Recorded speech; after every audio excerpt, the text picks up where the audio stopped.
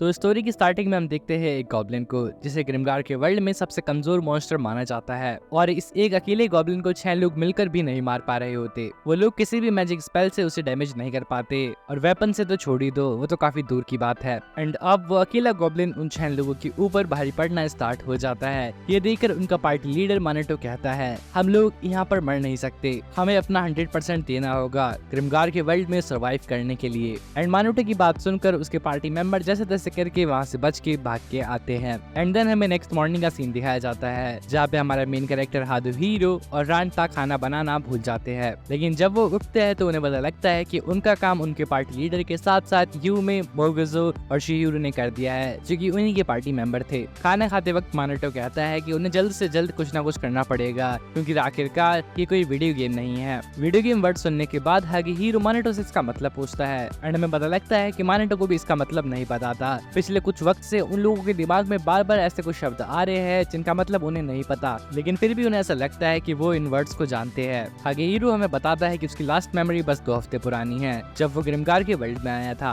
कहाँ से आया था ये उसे भी नहीं पता। जब वो ग्रिमगार के वर्ल्ड में पहली बार आया था तब वो खुद को एक अंधेरे कमरे में पाता है। जब वो बाहर जाता है तो उसे उसके पार्टी मेंबर्स के साथ साथ और भी लोग दिखते हैं जो कि उसी की तरह इसी वर्ल्ड में आए थे। कहाँ से आए थे ये उन्हें भी नहीं पता, तो इसलिए वो 2 गार्ड से पूछते हैं जिन्होंने आर्मर पहन रखा था। वो गार्ड उन्हें एक बंदे के पास लेके जाते हैं जो कि अपना नाम ब्रूटनी बताता है। ब्रूटनी बताता है कि वो वॉलंटियर सोल्जर्स का चीफ है उठाना टाउन में और वो लोग यहाँ पर इसलिए आए हैं क्योंकि अब उन्हें वॉलंटियर सोल्जर बनना होगा। मर्जी उनकी है क्योंकि अगर वो लोग वॉलंटियर सोल्जर बनते हैं तो उनकी जान जा सकती है, बट अगर वो लोग वॉलंटियर सोल्जर नहीं बनते हैं तो उनकी जान जाएगी ही। लेकिन तभी रेंजी जो कि काफी हट्टा कट्टा बंदा था वो ब्रूटनी से कहता है, तुम्हारी शक्ल से लगता है कि तुम बच्चों से मजे लेते हो, एंड जो कि लगता भी है ऑफ कोर्स। लेकिन ये सुनने के बाद ब्रूटनी एक चक्कू निकाल के रेंजी की गर्दन पे रख देता है और कहता है, आज तक जिसने भी उससे ये कहा है वो जिंदा नहीं बच पाया है, इसलिए ध्यान रखना। बट रेंजी उससे आगे की डिटेल्स मांगता है। ब्रूटनी बताता है कि उन सभी को 10-10 सिल्वर कॉइन मिलेंगे। उन 10 सिल्वर कॉइन से वो लोग अपने लिए आर्मर एंड स्वॉर्ड वगैरह खरीद सकते हैं जो भी उन्हें पसंद हो, और उनकी हेल्प से वो लोग मॉन्स्टर्स को मार के उनके बॉडी पार्ट्स को बेच के पैसा कमा सकते हैं। रेंजी और बाकी के ताकतवर लोग अपनी एक अलग पार्टी बना लेते हैं और हमारा हादुहीरो, मानेटो वगैरह जो कि कमजोर होते हैं उनकी एक अलग पार्टी होती है। एंड देन सीन आता है प्रेजेंट में। मानेटो डिस्कवर करता है कि एक वॉलंटियर सोल्जर बनने के लिए उन सभी को किसी न किसी गिल्ड में ज्वाइन करना होगा।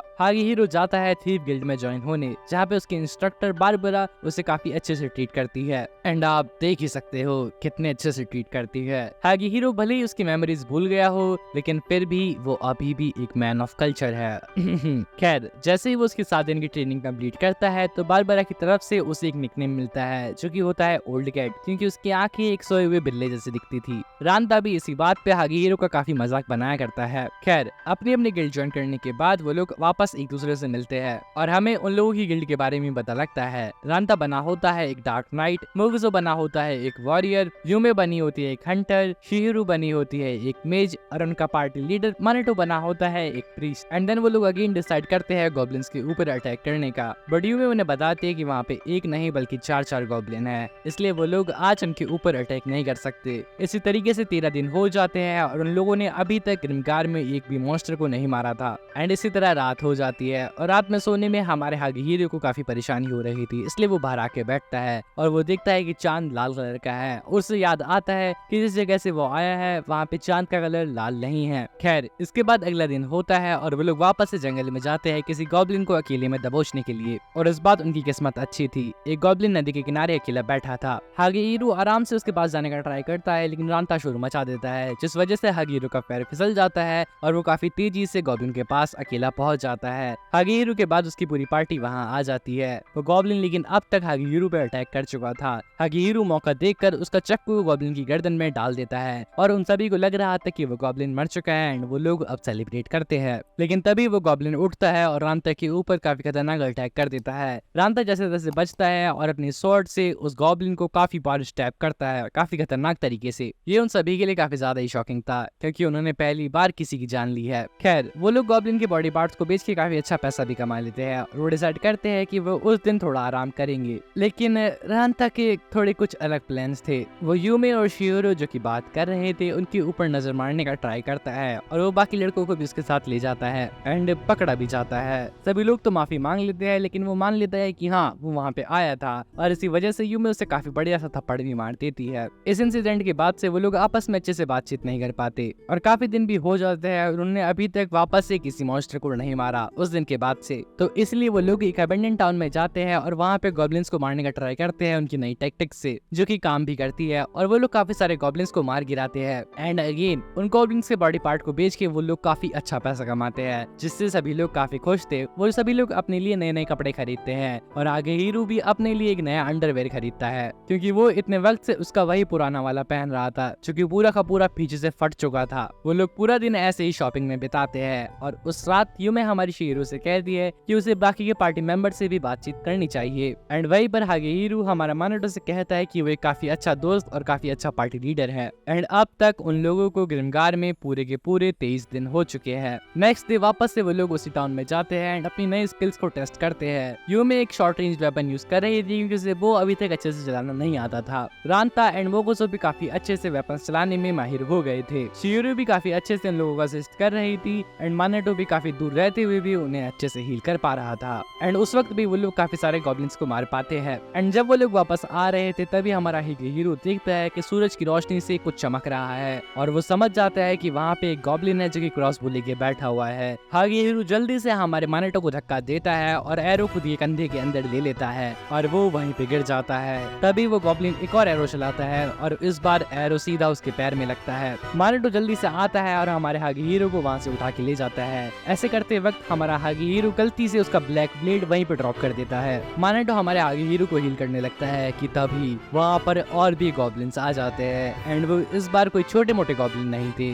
वो काफी जायंट गॉब्लिन थे और कुछ गॉब्लिन तो काफी अजीब थे जिनके पास कुछ अलग ही लेवल की स्किल्स थी। मानाटो एंड उसकी पार्टी समझ जाती है कि वो अब कुछ नहीं कर सकते, इसलिए वो लोग जैसे तैसे करके वहाँ से भागते हैं। और वहाँ से काफी दूर आ जाने के बाद जब उन्हें लगता है कि हाँ अब सब कुछ ठीक है, तभी चीजें बिगड़ना स्टार्ट हो जाती है। हम देखते हैं कि मानाटो चक्कर खा के गिर जाता है और उसकी पीठ में एक काफी खतरनाक तरीके से एरो लगा था। एंड क्योंकि मानाटो ने सभी लोगों को हील करने में अपनी एनर्जी वेस्ट कर दी, अब वो खुद को हील नहीं कर पा रहा। वो लोग जिस तरह से करके हमारे मानाटो की हील को बंद करने का ट्राई करते हैं और उसको लेके जाते हैं प्रीस्ट गिल्ड के पास, जहाँ पे उन्हें मानाटो का मास्टर मिलता है। हागेहिरो उसके पैरों में गिर जाता है और उससे भीख मांगने लगता है कि प्लीज मानाटो को हील कर दो। लेकिन मानाटो का मास्टर कहता है करना तो मैं भी चाहता था, लेकिन अफसोस तुम मरे हुए को कभी हील नहीं कर सकते। और हमें पता लगता है कि मानाटो उस एरो की वजह से मर चुका है। सभी लोग ये सुन के पूरे टूट चुके होते हैं। मानाटो का मास्टर उनसे कहता है कि प्लीज क्योंकि एक प्रीस्ट है तो इसलिए इसका अच्छे से अंतिम संस्कार तुम लोगों को करना होगा, नहीं तो 3 दिन बाद इसकी बॉडी वापस से जिंदा हो जाएगी और ये काफी ज्यादा ही खतरनाक रूप ले लेगा। इन शॉर्ट वो मानाटो नहीं रहेगा। उन लोगों ने जितने भी पैसे कमाए थे उन सब से वो लोग मानाटो का अंतिम संस्कार करते हैं क्योंकि वो लोग उसकी रिस्पेक्ट करते थे। मानाटो की डेथ के बाद से उन लोगों के बीच में चीजें काफी बिगड़ना स्टार्ट हो जाती है। वो लोग आपस में एक दूसरे को मानाटो की डेथ के लिए ब्लेम करते थे। रांटा कहता है कि वो इस पार्टी को छोड़ के जा रहा है, जिस वजह से यूमे उसे एक और थप्पड़ मारती है और रांता अब चला जाता है। हम देखते हैं कि रांता एक बार में आ जाता है। हागेहिरो और मोगोसो भी उसके पास उस बार में जाते हैं, लेकिन इस बार वो अच्छे से बैठकर डिस्कस करते हैं कि अब उन्हें मानाटो की डेथ के बाद आगे क्या करना चाहिए, क्योंकि उन्हें ग्रिमगार में सर्वाइव करने के लिए कुछ ना कुछ तो करना ही होगा। वो तीनों अपना डिस्कशन कर ही रहे थे कि तभी उनके पास एक बंदा आता है जो कि उन्हीं की तरह ग्रिमगार में सिखाया हुआ था। उनके लीडर मानाटो को वहाँ ना देखकर वो उनसे पूछता है मानाटो के बारे में एंड वो लोग बताते हैं कि मानाटो अब मर चुका है। ये जानने के बाद उस बंदे को ज्यादा कुछ फर्क तो नहीं पड़ता, बट स्टिल वो उन्हें सजेस्ट करता है कि क्यों ना वो एक नया प्रीस्ट अपनी पार्टी में ऐड कर ले। एंड उन तीनों को भी आइडिया काफी अच्छा लगता है, तो इसलिए वो बंदा उन्हें लेके जाता है एक प्रीस्ट के पास जिसका नाम होता है मैरी। एंड अब मैरी उनकी पार्टी में एज अ प्रीस्ट का रोल निभा रही थी, बट हमें पता लगता है कि मैरी काफी ज्यादा ही एरोगेंट थी और वो ना ही तो किसी को हील कर रही थी एंड ना ही उनकी कमांड को फॉलो कर रही थी। एंड रांता को भी बीच बीच में वो काफी अच्छे से धमका रही थी, जिस वजह से रांता उससे कुछ फालतू बोल नहीं पा रहा था। खैर इन सब के बाद हम देखते हैं रांता, मोगोजू और हागेहिरो वापस से आ जाते हैं उस बार में। एंड बार में ड्रिंक करते करते वो तीनों उस नई प्रीस्ट मैरी की बुराई करने लगते हैं कि तभी हम देखते हैं बार के अंदर रेंजी भी आ जाता है। एंड रेंजी को देख के हम बता सकते हैं कि उसने काफी कुछ अचीव कर लिया है। एंड शॉकिंगली रेंजी उन तीनों की टेबल के पास आता है और मानाटो की डेथ के लिए उन तीनों को कंधा देते हुए एक गोल्ड कॉइन उनकी टेबल पे फेंक के चला जाता है। हागेहिरो को ये बिहेवियर पसंद नहीं आता, इसलिए वो गोल्ड कॉइन उठाता है और बाद में सभी लोगों के सामने वो गोल्ड कॉइन वापस से रेंजी के हाथों में थमा देता है। रेंजी भी ज्यादा कुछ नहीं सोचता और उसका गोल्ड कॉइन लेके वो वहाँ से चला जाता है। ये हीरो जिसे अब थोड़ा थोड़ा समझ में आने लगा था कि वो चीजें सही से नहीं कर रहा, ये हीरो अपने बेस में जाकर यूमे से माफी मांगता है क्योंकि उसने मैरी को ऐड करने से पहले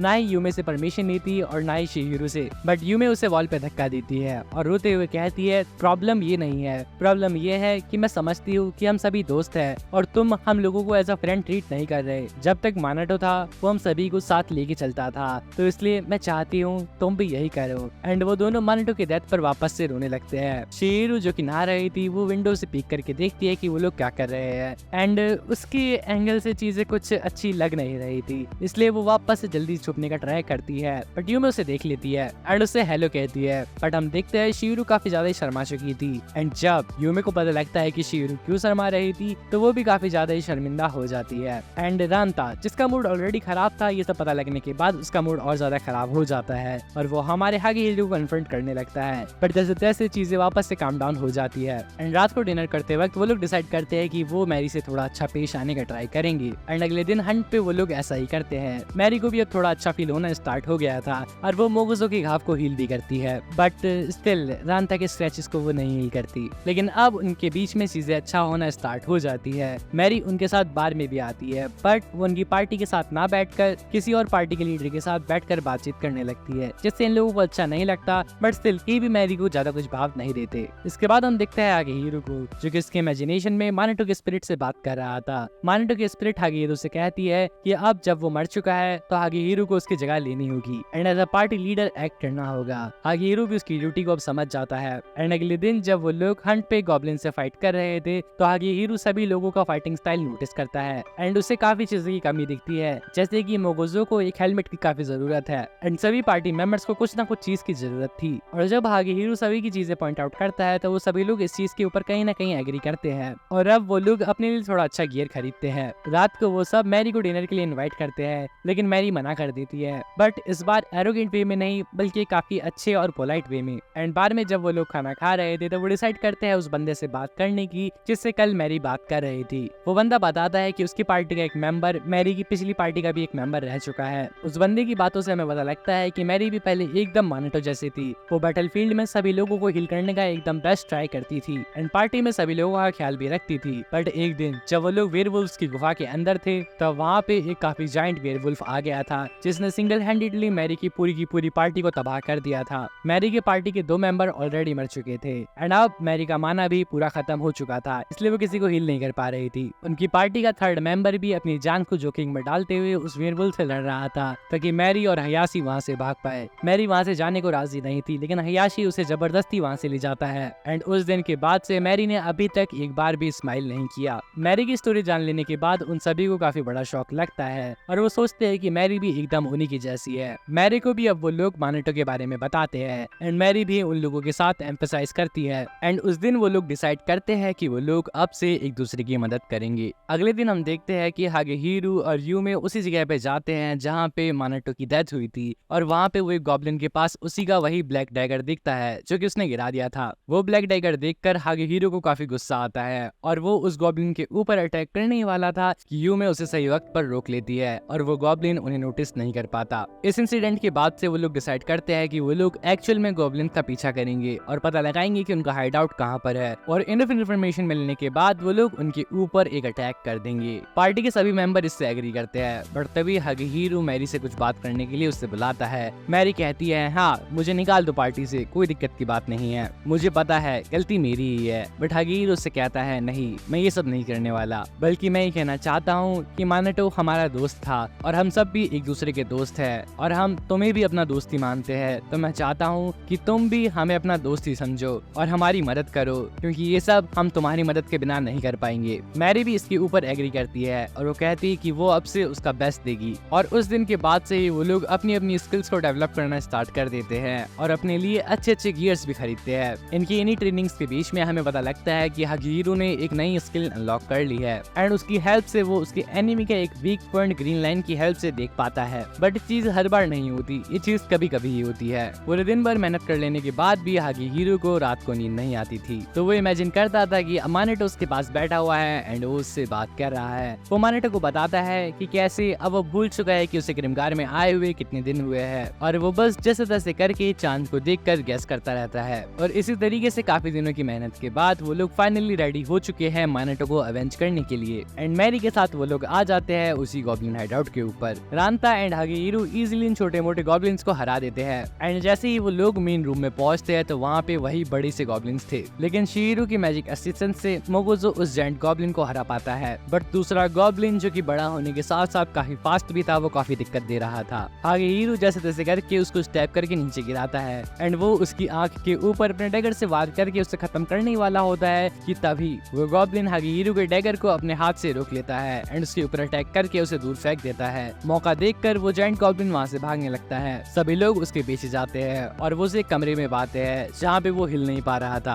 और वो जायंट गॉब्लिन अपनी आखिरी सांसें गिन रहा था। रांता उस गॉब्लिन के पास जाता है और फिनिशिंग ब्लो मार के उसे खत्म करने ही वाला होता है कि एक एरो चलता है और वो एरो आके लग जाता है मैरी की पीठ में, ठीक वैसे ही जैसे मानेटो को लगा था। सभी लोग काफी दुखी हो जाते हैं और काफी परेशान भी कि ये सब अब फिर से होने वाला है। बट मैरी स्माइल करती है और उन्हें बताती है परेशान मत हो, मैं खुद को हील कर सकती हूँ, उस गॉब्लिन को मारने पे ध्यान दो। वो गॉब्लिन उठकर उनके ऊपर अटैक करने ही वाला होता है कि तभी लास्ट वक्त पे मोगोसो आता है और उस गॉब्लिन को खत्म कर देता है। पर तभी हागेहीरो की नजर पड़ती है उस छत वाले गॉब्लिन के ऊपर जिसने मैरी एंड मानेटो के ऊपर एरो चलाया था। हागेहीरो उसके पीछे जाता है एंड वो दोनों आपस में लड़ना स्टार्ट कर देते हैं। हागेहीरो के अटैक्स की वजह से वो गॉब्लिन उसका ब्लैक नाइफ गिरा देता है और एक दूसरे के ऊपर अटैक की वजह से वो दोनों छत से नीचे गिरना स्टार्ट हो जाते हैं, लेकिन वो दोनों जैसे तैसे करके रीलिंग के सहारे बच जाते हैं। बट अब उस गॉब्लिन ने हागेहीरो की गर्दन पकड़ रखी थी। यूमे को लगता है कि हागेहीरो तो गया, बट तभी हागेहीरो के हाथ में वही ब्लैक नाइफ आ जाता है और वो उस ब्लैक नाइफ को उस गॉब्लिन की गर्दन में डाल के उस गॉब्लिन का काम वही खत्म कर देता है। एंड फाइनली उन लोगों ने अवेंज कर लिया था मानेटो की डेथ को successfully. And then scene change होता है एंड हम देखते हैं उन सभी को मानेटो की ग्रेव पे।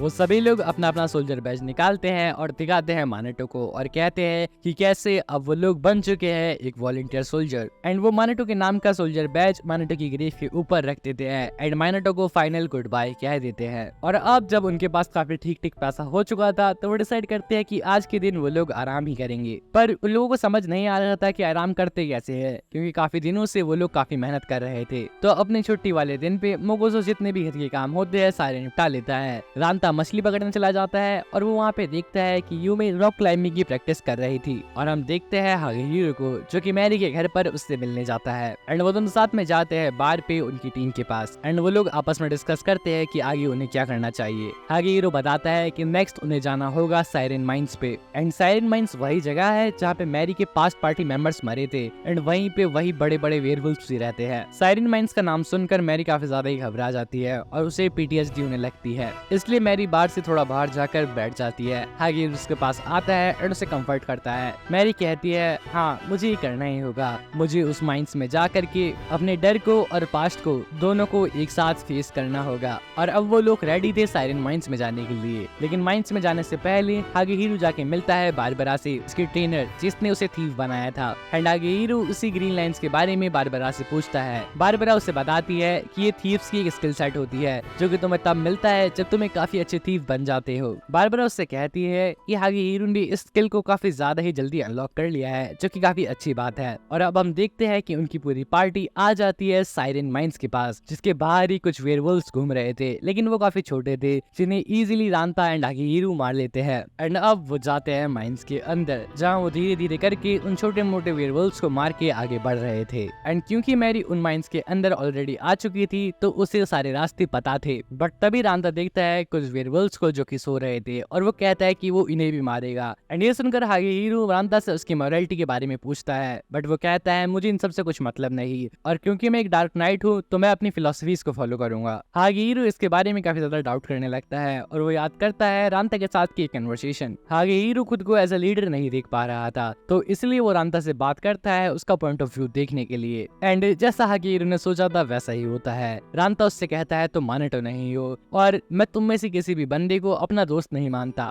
इसलिए जाओ यहाँ से और मेरा मूड मत खराब करो। माइंड के अंदर भी रांता काफी ज्यादा जिद्दी और एरोगेंट बिहेवियर दिखा रहा था, बट जैसे तैसे करके वो लोग माइंड के काफी नीचे वाले एरिया में पहुंच जाते हैं और रांता गलती से एक अलार्म को एक्टिवेट कर देता है जिससे सिग्नल पहुंच जाता है और वेयरवुल्व्स एक्टिव हो जाते हैं। छोटे मोटे नहीं, हाँ वही डेथ स्पॉटर्स जो कि सबसे बड़े होते हैं, वही जिन्होंने मैरी के टीममेट्स को मारा था। एंड अब डेथ स्पॉटर्स ने हंट करना स्टार्ट कर दिया था। एंड अब वो लोग जो भी कर रहे थे काफी सोच समझ के कर रहे थे, क्योंकि वो लोग अब उन डेथ स्पॉटर्स से भिड़ना नहीं चाहते थे। वो लोग माइन के एक ऐसे हिस्से में आते हैं जहाँ पे वो पाते हैं मैरी के डेड टीममेट्स टीममेट्स को जो कि अब ज़ॉम्बी बन चुके थे, क्योंकि उनका अंतिम संस्कार नहीं किया गया था और अब उनके ऊपर भी curse of the dead king लग चुका था। हमें पता लगता है कि मैरी उसके टीममेट्स के लिए खास एक स्पेल सीख के आई थी जिससे वो उसके टीममेट्स की आत्मा को शांति दे सकती है और उस कर्स को तोड़ सकती है। मैरी की टीम में थे एक थीफ, एक मेज और एक डार्क नाइट जो कि अब एक ज़ॉम्बी में तब्दील हो चुके हैं। आगे हीरो डिसाइड करता है कि वो लोग स्ट्रेटेजी से फाइट करेंगे, पर रांता उसे कहता है तुम अपना मुंह बंद करो, तुम माने तो नहीं हो। बट जैसे तैसे करके मैरी टाइम पर उसका स्पेल कंप्लीट कर लेती है और उसकी टीममेट्स की आत्मा को शांति मिल जाती है और वो कर्स टूट जाता है। मैरी सब करके काफी ज्यादा खुश होती है और वो उसके नई पार्टी मेंबर्स को शुक्रिया कहती है। अब वो लोग एक जगह पर बैठकर आराम कर रहे होते हैं एंड अपने सामान को सही से कर रहे होते हैं कि तभी दीवार टूटती है और वहाँ पे आ जाता है वही बड़ा वाला वेयरवुल्फ डेथ स्पॉटर एंड वो उनके ऊपर अटैक करना स्टार्ट करता है। सभी के सभी पार्टी मेंबर अपनी जान बचाने के लिए भागते हैं। कुछ स्काफ होल्डिंग्स होती है, उनके ऊपर सोने जाना होता है। हमें लगता है कि सभी सही सलामत भाग जाएंगे और अपनी जान को बचा लेंगे कि तभी हागी हीरो जिस स्काफ होल्डिंग के ऊपर चल रहा था